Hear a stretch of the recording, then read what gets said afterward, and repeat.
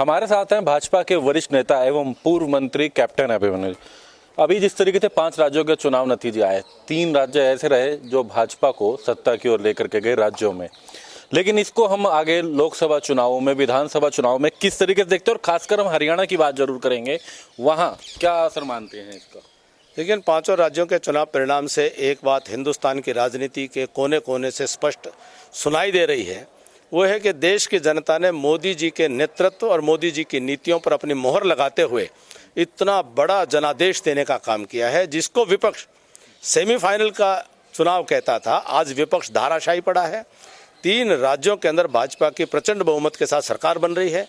तेलंगाना में भाजपा का मत प्रतिशत 2 गुना हुआ है। भले वहाँ कांग्रेस की सरकार बनी है, लेकिन पहले से 2 गुना मत प्रतिशत संकेत दे रहा है कि आने वाला समय लोकसभा में यह तेलंगाना भी भाजपा के पक्ष में झुकने वाला है।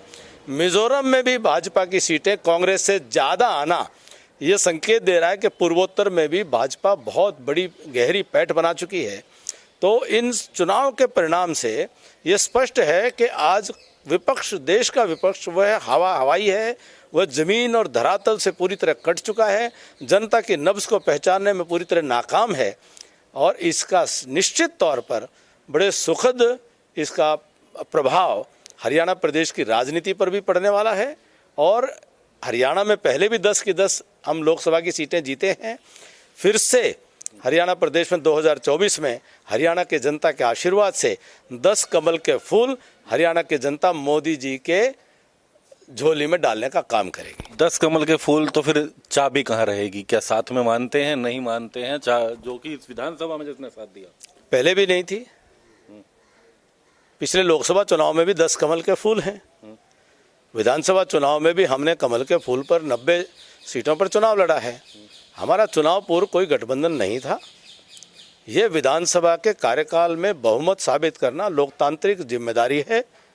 सबसे बड़ी पार्टी के नाते से मनोहर लाल जी के नेतृत्व में सरकार अच्छी तरह चले, अपने बहुमत को साबित करे, इसलिए सहयोग लेना पड़ा। तो ये विधानसभा के कार्यकाल में उनकी सीटें हैं और सहयोग की आवश्यकता रही, उन्होंने सहयोग दिया, इस बात के लिए उनका साधुवाद है। और जहाँ तक चुनाव की बात है, हमारी नीति स्पष्ट है। यहाँ हम एक और बात कर रहे हैं, लोकसभा के साथ विधानसभा हो, इसको लेकर के कमेटी भी बनाई, चर्चा भी है, और ये भी कहा जा सकता है कि साथ में लोकसभा के साथ विधानसभा हरियाणा के भी हो जाए। अगर ऐसे होते, सबसे पहले तो आप क्या सोच रखते हैं कि होने चाहिए, और अगर होते हैं तो उसको आप किस तरीके से देखते हैं, कितना फायदा होगा या नुकसान होगा हरियाणा में? देखिए, ये जो विषय है, ये फायदे और नुकसान का विषय किसी व्यक्ति का, किसी एक पार्टी का नहीं है। देश में एक मानस बना है कि आज़ादी के 75 साल के बाद भारत में आज लोकतंत्र का परिष्कार इस स्तर पर हो चुका है कि भारत की जनता अब 1 नेशन 1 इलेक्शन के सिद्धांत पर भारत को आगे बढ़ते हुए देखना चाहती है। एक राष्ट्र एक चुनाव, एक इतने बड़े देश में बार बार चुनाव होने को लेकर के उसके खर्चे, उसकी दिक्कतें, उसको लेकर के जो राजनीति की कड़वाहट, और उसमें कहीं ना कहीं वो विकास में बाधा लेकर के आती है। तो ये 1 नेशन 1 इलेक्शन को लेकर के पूर्व राष्ट्रपति श्रीमान रामनाथ कोविंद जी की अध्यक्षता में कमेटी जैसे ही अपना निर्णय या अपने सुझाव देगी, तो देश की संसद उन पर विचार करते हुए, सरकार उन पर विचार करते हुए, और इसके ऊपर जो निर्णय आएगा उस आधार पर जब भी 1 नेशन 1 इलेक्शन होगा, ये बहुत स्वागत योग्य कदम होगा। अभी भी इसके प्रयास में आगे बढ़ाने के लिए कोई भी निर्णय वह सरकार के स्तर पर होता है, संगठन के स्तर पर होता है, तो वो निर्णय जो हमारे नेतृत्व जो भी निर्णय लेगा, हमें पूरा विश्वास है वो अच्छा ही निर्णय होगा, देश हित में होगा। वह दलगत राजनीति के हित को ध्यान में रखते हुए मोदी जी निर्णय नहीं लेते हैं। ये निर्णय देश हित में जो होगा वही मोदी जी करेंगे। तो विधानसभा में कहाँ देखते हैं हरियाणा को आने वाले दिनों में? लोकसभा में तो आपने कहा 10 के 10, विधानसभा में हैट्रिक लगेगी। हैट्रिक की आप बात कर रहे हैं, भूपेंद्र सिंह हुड्डा तो बाकायदा 4 उप मुख्यमंत्री जातिगत आधार पर भी कह चुके हैं, वो मुख्यमंत्री को लेकर, 4 उप मुख्यमंत्री को लेकर उन्होंने तो अपना क्राइटेरिया तैयार कर लिया है।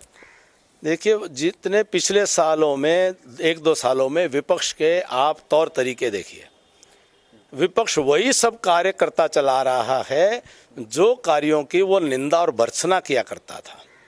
ये भूपेंद्र सिंह हुड्डा साहब हों या और कांग्रेस के अन्य सभी नेता हों, हुड्डा साहब कहा करते थे कि जब शैलजा जी राज्यसभा गई थी कि राज्यसभा जो है वो नकारे हुए नेता जाया करते हैं, और जब खुद पिता पुत्र चुनाव हारे तो अपने बेटे को उसी, अब मैं वो शब्द उनके बेटे के लिए उपयोग नहीं करना चाहता हूं जो उन्होंने अपनी नेत्री के लिए किए थे, लेकिन उसी राह पर उनको चलना पड़ा।